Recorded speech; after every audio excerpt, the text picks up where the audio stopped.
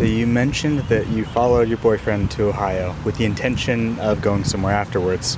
So the world was open for a minute, and now you're here in California, which I'm assuming is very different, and you're in a much smaller space. Is this the grand adventure that you thought it would be? You went in there with an open window of potential. Is this where you thought it might end up? Yeah, I think this was, I think San Francisco was always on the horizon for my boyfriend. I don't know if I thought we were going to end up here. I really like the idea of Colorado for a minute, but, maybe that could be later in the future. But for now, I've just been very open to exploring a new city. I'm from Houston, so I'm no stranger to, big city living. The walkable city component is very different, and that's been really exciting to try to figure out the bus systems and just kind of being an anonymous person amongst an entire city has been very freeing. I've really enjoyed that part. So you say you thought about Colorado for a second, and I like thinking about what it is about somebody that draws them to a specific area, because when you envision a grand adventure, you're projecting the part of yourself that you want to be in a specific area. And so there's a version of Morgan that is a Colorado version of Morgan that wasn't the same Houston version of Morgan. What is that Colorado version of Morgan? What do you see yourself being the best version of you as in Colorado? I guess it sounds a little strange because I went to go visit Denver and Boulder. Don't really have any other experiences in Colorado. And really just fell in love with the mountains and, took a couple of beautiful hikes out there. And I don't know, something about the mountains that called to me. Some people talk about that way with the ocean. And, the ocean's beautiful and very awe-inspiring, but I would say that, I don't know, I guess I'm a mountain lover. And I don't know, just the kind of vibe from the people, especially in kind of a smaller mountain town, really seemed to fit in with the way that I present myself and the way I see myself. But I guess that's one bright side about California and San Francisco is that, you kind of get a little bit of both, best of both worlds. You get a lot of forest and mountain scenes. Tell me more about what you think the mountain people are like. So a small mountain town person, what do they have that you respect? I would say I like the kind of slower paced life, more nature centered, environmental centered,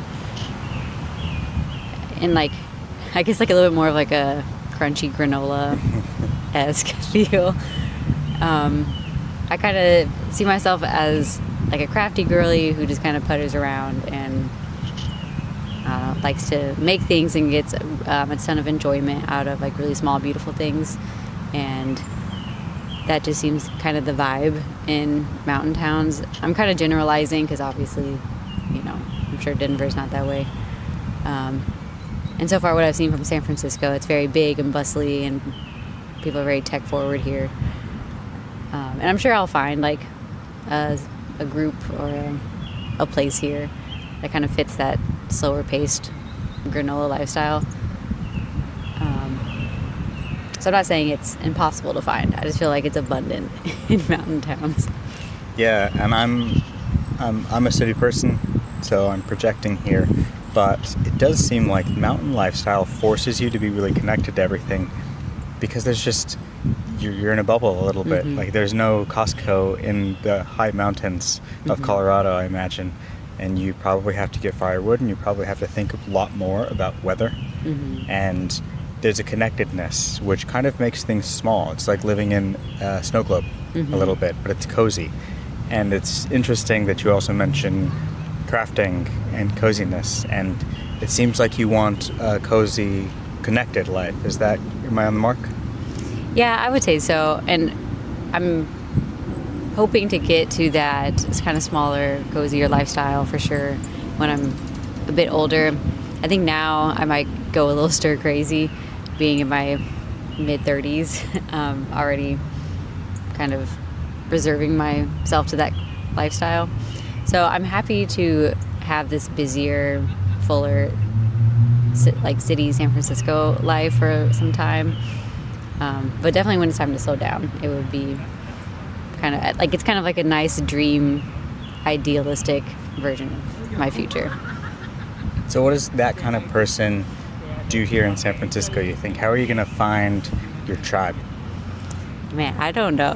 Honestly, I haven't really thought about this part of the moving journey. I was so fixated on preparing to leave and downsizing, and I don't know, there just seemed to be like a ton of preparation to get moved out here, and I really hadn't quite put too much thought into how I was going to build the life I wanted out here. But yeah, I guess like, this is a very friendly, tech-forward city, so I should probably just like find some apps, find some groups, and start putting myself out there. What's worked for you in the past? How have you found your people before? When I first moved to Columbus, I met a friend off Bumble BFF, and it worked out great. It was my first time like even meeting up with somebody from that app, and we hit it off, and then they brought me into their friend group, and then I had a great time with them. So I just kind of adopted that whole friend group, and it was great. So that was a very like one and done type of thing. I was like, great, I have my 4 friends, I can stop looking. I'm sure it might be a little bit more trial and error here. So I guess I'll just have to put myself out there and see what sticks. One and done is pretty impressive, that you just jumped on and you found a great friend group. Does it usually work like that for you? No, I feel like all my friends are either from old jobs, or like very few are like left over from school. This is my first time just trying to meet an adult and, be like, hey, do you want to be friends? So I wouldn't say I'm an expert at it by any means, but I don't know. I feel like I have a sense of, or I have a tendency to have like a endearing vulnerability that I'm really hopeful that will like, I don't know, just put goodness out into the universe and hope it returns to you. Yes. It is kind of hard to find friends as an adult, isn't it? So why is it hard? I think it's hard because people have a lot of obligations already. So, to, their family, their partners, their jobs, like they're already established friend group. So to like try to like carve out time with a new person is kind of a lot. You don't really have a lot at stake. It's not like a dating app where, you have the potential for a great love. It's, it's just a friend. So there's, lack of, commitment, lack of, I guess just commitment. But, and I think also there's maybe not as much vulnerability, or people aren't like willing to give up too much of themselves. There's not a high enough reward for it. And then I also think that people just can be really flaky, and if they're just not in it, or if they're too tired that day, or I don't know, they just don't know how to put themselves out there and like show up when it's not convenient for them. I have noticed since being in San Francisco for a week that I'm starting to see the same people, because I come to the park at around the same time with my dogs, and I'm starting to recognize, not necessarily the people, but like I recognize the dogs, and then their owners. So like I can see how if you're in a more community oriented city, that you'll start like recognizing the same people in your routine, which that offers up so many chances for little interactive moments, or just like people feeling comfortable, with the idea that they've seen you before, which is nice. I like that idea of it, that I don't have to like be a weird stalker online and like try to know everything about this person and then meet up with them and hope the vibes are there. So I guess we'll see. I don't know. I also feel like the few times that people have spoken to me as like a stranger, I don't know how to land it correctly. I like either don't introduce myself, or I get something happens, I get distracted, then they're like, okay, bye. And it's, I don't know, I feel like I'm not doing a great job of having like a little 5-second elevator pitch of who I am and why they would want to talk to me again. It sounds nice, though. It sounds nice to see the same people come to the same places. It sounds almost like the snow globe effect. Mm-hmm. It sounds like you're part of your community, because it's easy to get lost in a big city. You're just faceless to everybody around you. Mm-hmm. But just in the short time you've been here, it sounds as though you've already found some main characters in your sitcom, some people who might play a role in your individual life. Mm-hmm. Yeah, I will say, like, it does feel, oddly enough, like kind of like a small town type thing, where, because like I listen to quite a bit of podcasts, and obviously, or most of the podcasters like live in California, not necessarily San Francisco, but just in California. And I have this idea that I'm just gonna start running into them and like seeing them on the streets. It could happen. It's not outside of the realm of possibility. Yes, and obviously they're my best friends, so they're gonna want to talk to me. So put that wish out there. If you wanted to talk to one of your podcast friends who hopefully at least visits San Francisco, who would it be? Well, I guess like my best shot, I don't know, I kind of have to check. I can't remember. But so like the best possibility would probably be Sean Galanos. Mm-hmm. He had a podcast called The Love Drive. He started up a new one with another host, which I haven't listened to yet. You mentioned that Sean Galanos, he was the first one to come to your mind. Why Sean Galanos? What do you like about his podcast? Why is he at the top of your brain for wanting to meet one of your longtime show hosts? So he kind of popped up in my life like in a like kind of transitional time where I was very vulnerable and in a pretty emotionally raw state, and I was kind of just like reaching out for anything to help me process like some pretty big emotions. And I can't even quite remember how I started listening to him, but he was just talking about like different kinds of love and different forms of communication, and there was just like something about the way he spoke about it that felt familiar. I really enjoyed it.